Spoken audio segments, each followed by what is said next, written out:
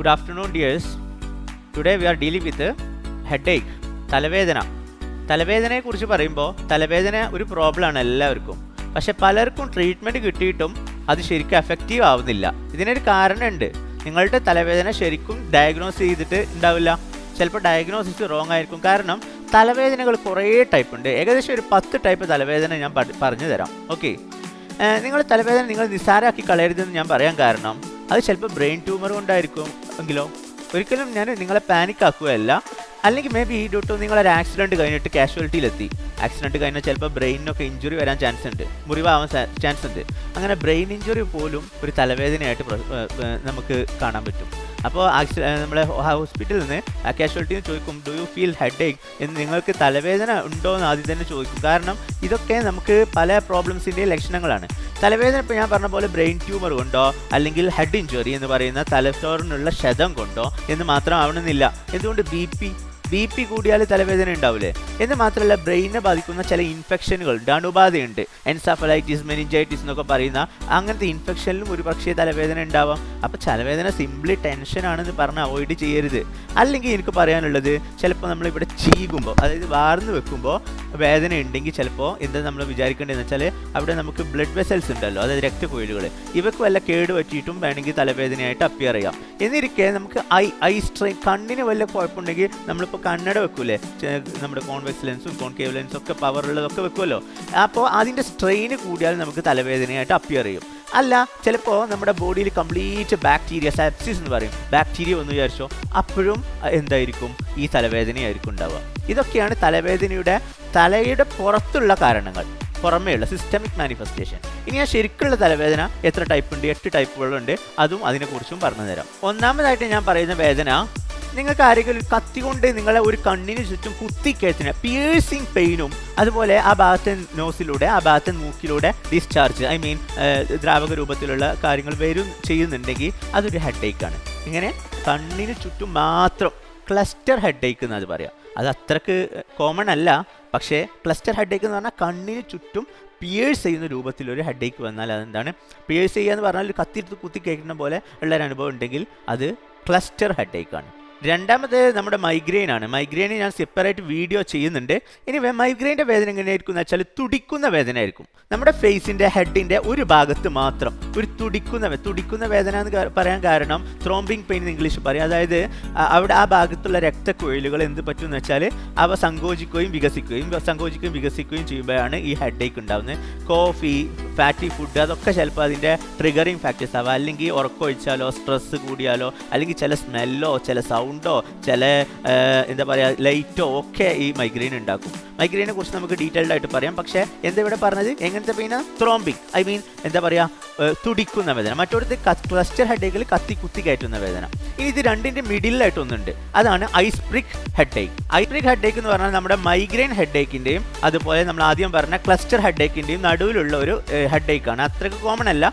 പക്ഷേ ഇതിൻ്റെ പ്രത്യേകത സ്റ്റാബിംഗ് ആണ്. അതായത് ത്രോംബിങ്ങിൻ്റെയും അതേപോലെ നമ്മുടെ പിയേഴ്സിങ്ങിൻ്റെ ഇടയിൽ ഒരു സ്റ്റാബിംഗ് പെയിൻ ആണ് നമ്മുടെ ഐസ്പ്രിക് ഹെഡേക്ക്.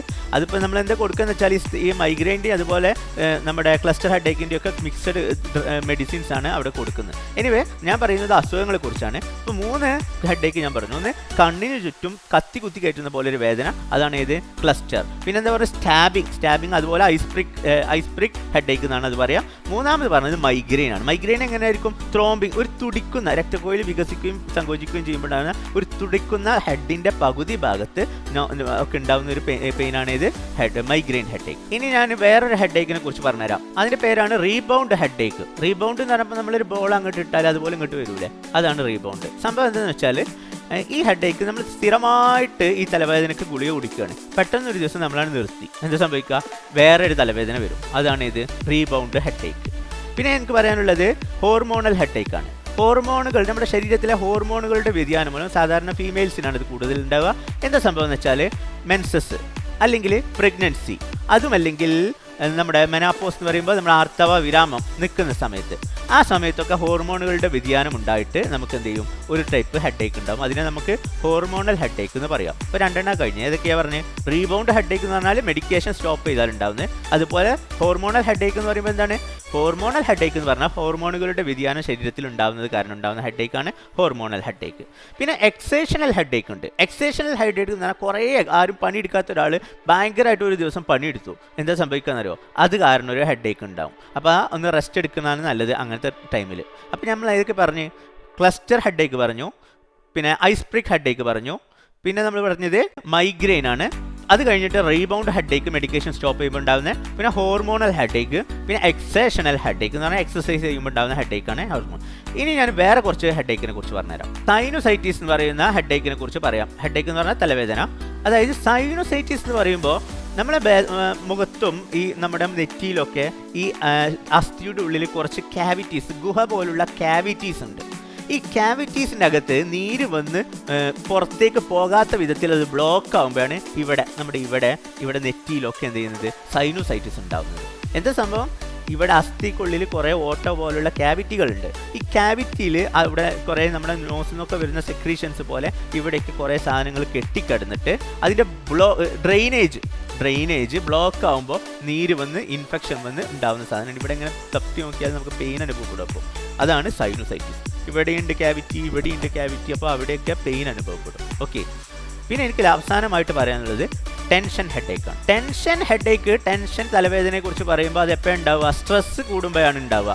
നമ്മുടെ നെറ്റിക്ക് ചുറ്റും ഒരാൾ ഒരു ബാൻഡ് ഉപയോഗിച്ചിട്ട് അമർത്തുന്ന പോലുള്ളൊരു വേദനയായിരിക്കും ടെൻഷൻ ഹെഡേക്കിൽ ഉണ്ടാവുക. അപ്പോൾ ഡിഫറെൻറ്റ് ഹെഡേക്ക് ഡിഫറെൻറ്റ് പ്രോപ്പർട്ടീസ്, എന്താ പറയുക, സിംറ്റംസ് ആൻഡ് സൈൻസ് ആണ് കാണിക്കുന്നത്. അത് മാത്രം ലക്ഷണങ്ങൾ. പിന്നെ നമുക്ക് ഇവിടെ ബാൻഡ് കൊണ്ട് അമർത്തുന്നത് മാത്രമല്ല, നമുക്ക് ഒരു മുഷിഞ്ഞ വേദന ആയിരിക്കും ഉണ്ടാവുക tension headache. Okay, then sinusitis, then exertional headache, hormonal headache, rebound headache and migraine, ice prick headache and one more thing, cluster headache. ഇതെല്ലാം നമ്മൾ പറഞ്ഞു. ഇത് മാത്രമല്ല അതിൻ്റെ സിസ്റ്റമിക് ആയിട്ടുള്ള hyper tension, brain injury, brain tumour, അതുപോലെ ഐ സ്ട്രെയിൻ, അതുപോലുള്ള കാര്യങ്ങൾ നമ്മൾ പറഞ്ഞു. ഇനി നിങ്ങളുടെ ഹെഡേക്ക് ഏതാണെന്ന് നിങ്ങൾ മനസ്സിലാക്കിയിട്ട് അതിനനുസരിച്ച് ട്രീറ്റ്മെൻറ്റ് എടുക്കണം. നമ്മളെല്ലാ ഹെഡേക്കിനെ കുറിച്ചും ഭാവിയിൽ ഇതുപോലുള്ള ക്ലാസ്സുകൾ മീൻസ് പ്രസൻറ്റേഷൻസ് ഉണ്ടായിരിക്കും.